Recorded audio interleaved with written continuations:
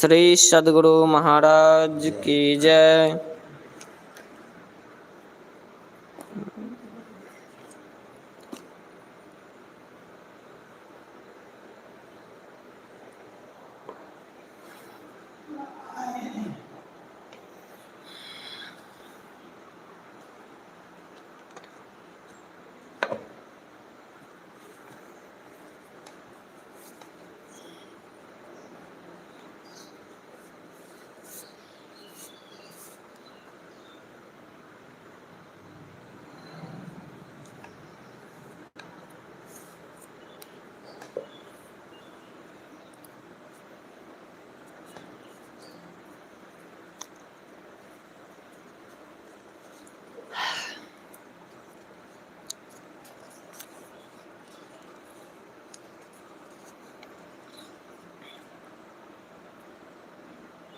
सद्गुरु महाराज का प्रवचन महर्षि में सत्संग शोधा सागर से प्रवचन संख्या 68। शीर्षक नैतिकता पूर्वक उपार्जन करो। प्यारे लोगों, हम लोग सत्संग में इसलिए एकत्र होते हैं कि हम यह समझ सके कि यही संसार जो कुछ है वही है या इससे परे और कुछ है। यदि संसार है और इसके परे कुछ नहीं है तो संसार में रहने के लिए अच्छी तरह रहें। इसके लिए परिश्रम से धन संग्रह करें। धन संग्रह करने का अर्थ ठगी, बेईमानी या अनैतिक रूप से नहीं। अनैतिक रूप से संग्रह होने पर राजनीतिक दंड, सामाजिक दंड और दुर्नाम भी होता है। इस प्रकार का दंड और दुर्नाम जीवन के लिए बहुत बुरा है। चाहिए कि नैतिकता पूर्वक परिश्रम करके धन का उपार्जन करें। यदि संसार के परे कुछ समझो, जैसा कि संत लोग कहते हैं, तो ठीक है। जितना आप संसार देखते हैं उतना ही यह संसार नहीं है। जैसे जितना आकाश आप देखते हैं उतना ही आकाश नहीं है, उससे भी बहुत विशेष है। यह तो मोटा संसार है। इस मोटे संसार के परे दूसरा संसार भी है जिसे आप इस दृष्टि से भी नहीं देख सकते। यह स्थूल दृष्टि स्थूल तल के पदार्थों को देखती है। सूक्ष्म तल पर यह दृष्टि काम करे संभव नहीं। स्थूल संसार के परे सूक्ष्म संसार है। सूक्ष्माति सूक्ष्म रचना जहाँ तक है वहाँ तक संसार है। इसका वर्णन करने से बहुत होगा, किंतु साधारणतः इसको दो रूपों में मानिए। एक वह जिसको आप स्थूल दृष्टि से देखते हैं और दूसरा वह जिसको आप इस दिव्य दृष्टि से भी नहीं देख सकते। जिसको आप दिव्य दृष्टि से नहीं देख सकते वह संसार से परे है। संत लोग कहते हैं कि संसार के परे कुछ है और वही असल है, वह है ही है। उससे पहले कुछ था ऐसा नहीं, वह सदा से है। समय के ज्ञान से पहले का है। समय का ज्ञान संसार से परे में नहीं है। स्थान का ज्ञान भी संसार में ही होता है।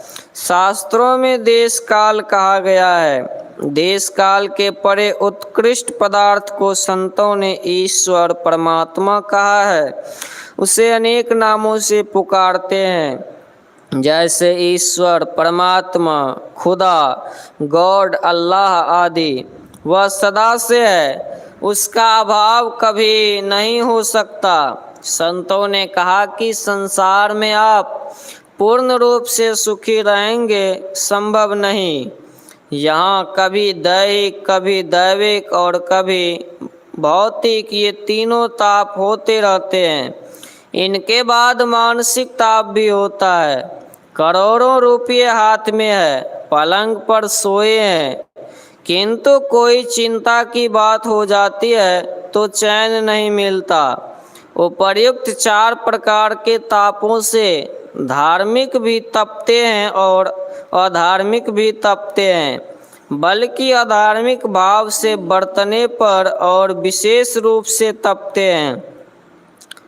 संसार में रहना, संसार को पहचानना और संसार के परे को नहीं पहचानना, इससे मनुष्य की बहुत बड़ी हानि होती है। इससे विशेष और कोई हानि नहीं हो सकती। इस हानि से बचने के लिए संतों ने कहा कि संसार के परे परमात्मा को जानो। संसार में रहकर चारों तापों से तपते रहते हो, परमात्मा को प्राप्त करो तो सब ताप दूर हो जाएंगे।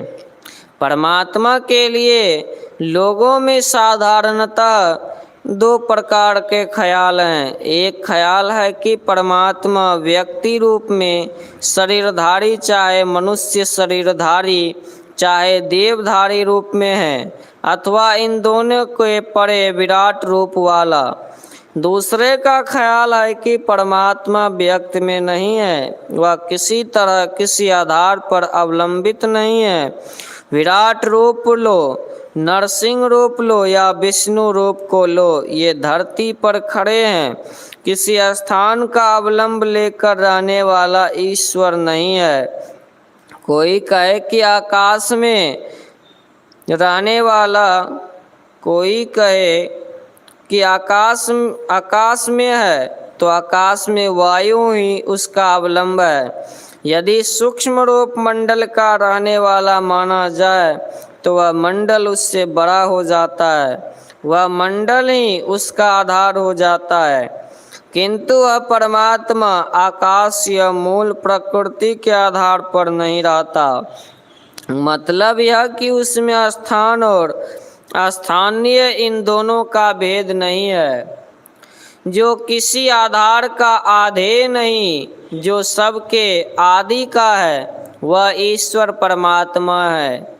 जो सबसे पहले का है, उसको मूल प्रकृति मंडल में रहने वाला माने तो वह उस मंडल के अंदर हो जाएगा।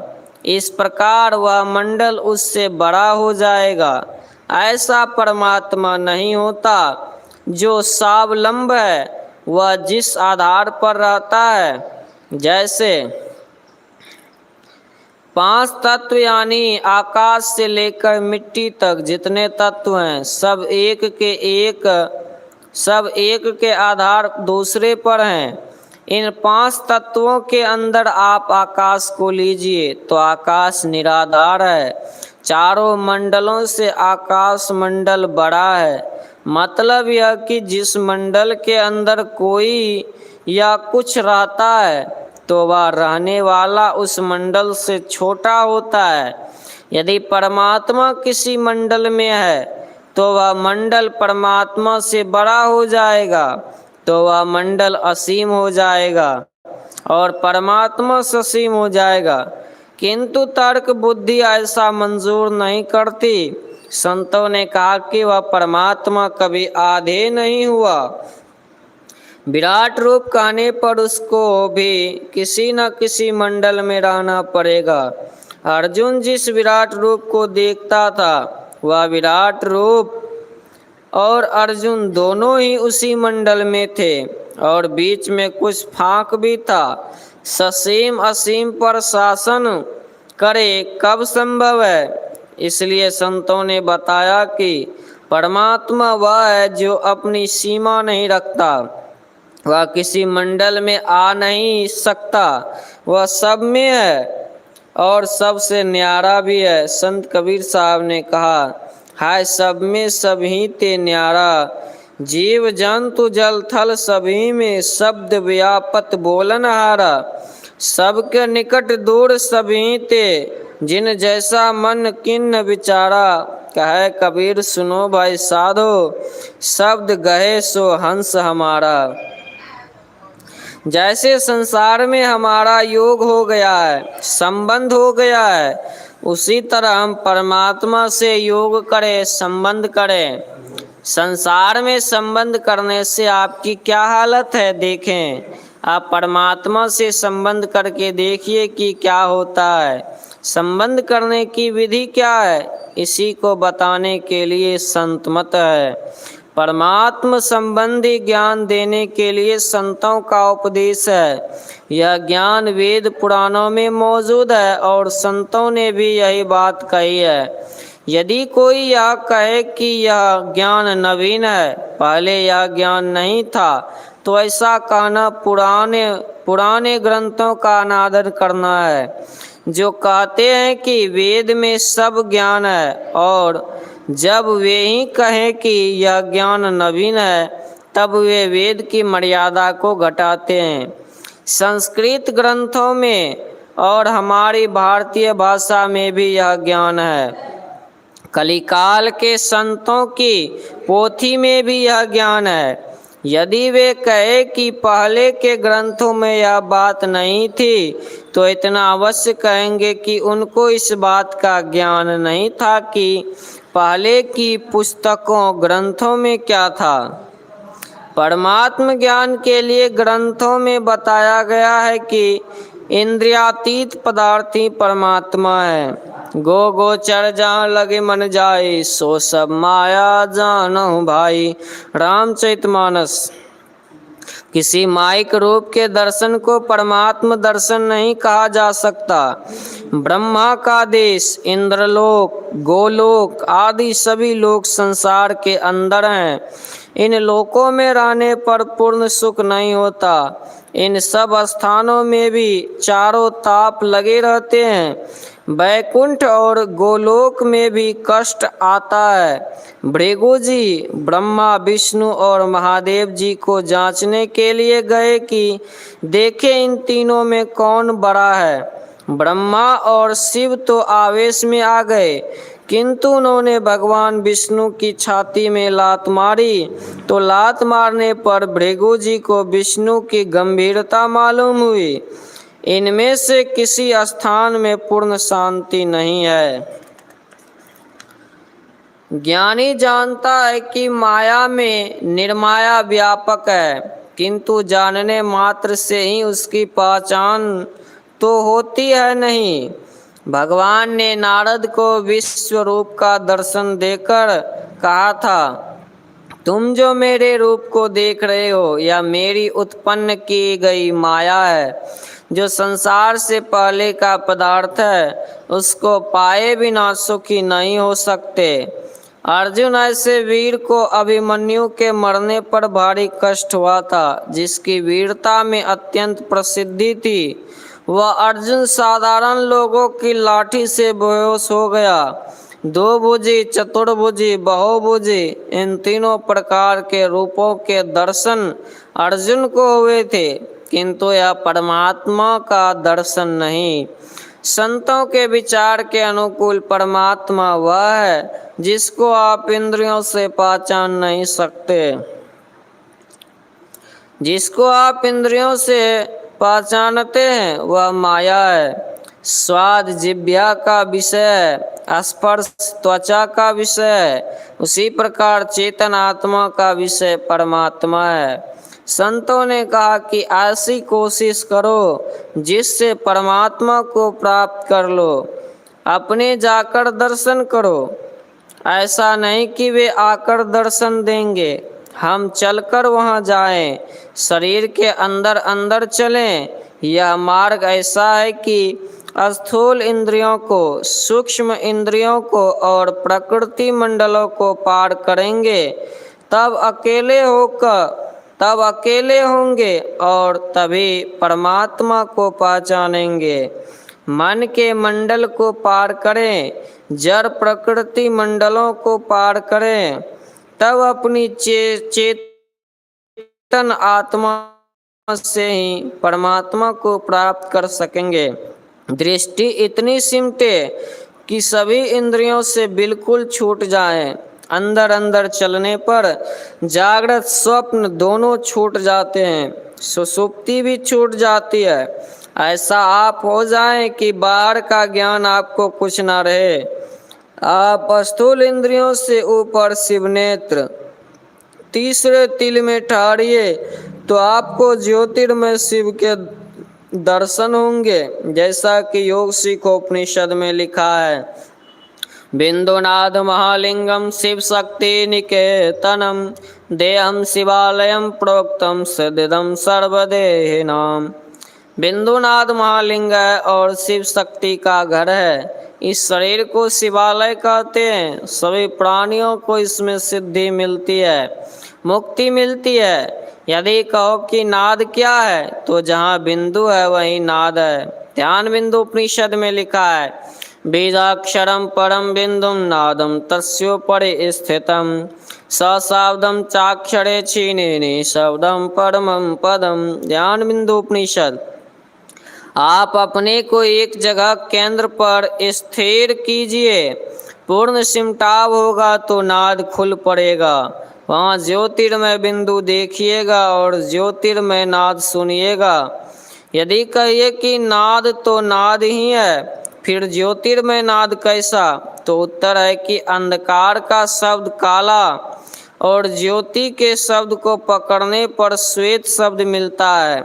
उसी ज्योतिर्मय शब्द के विषय में संत बुल्ला साहब ने कहा है, पैठी अंदर देखो कंदर जहाँ जिये को बास, उलटे प्राण अपान मेटो शेत सबद निवास। इस पर सूरत चलती है, पैर नहीं चलता। संत कबीर साहब के वचन में है, बिन पावन की राह है, बिन बस्ती का देश, बिना पिंड का पुरुष है, कहे कबीर संदेश। पहले मन के साथ चेतन चलेगा, फिर मन छूटकर चेतन रहेगा, तब परमात्म दर्शन होगा। इसके लिए घर में बैठकर साधना कीजिए। ऐसा नहीं कि किसी खास स्थान में दर्शन होगा। अच्छा तो यही है कि आप वहाँ जाकर दर्शन कीजिए जहाँ उनके स्वरूप का ज्ञान हो।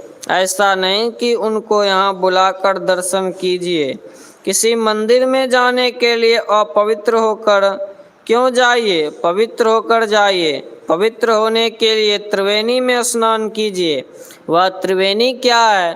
तुलसी साहब कहते हैं, आली अधर धार निहार निज के निकर शिखर चढ़ावई, जहाँ गगन गंगा सूरति जमुना जतन धार बहावई, जहाँ पदम प्रेम प्रयाग सुरसरी धुर गुरु गति गावही, जहाँ संत आस बिलास बेनी विमल अजब अनहावही, कृत कुमति काग सुभाग कलिमल कर्म धोय बहावही, ये हेरि हरस निहार धर को पार हंस कहावही, मिल तोल मोल अतोल स्वामी धाम अविचल बसे रही, आल आदि अंत विचार पद को तुलसी तब पियो के भई।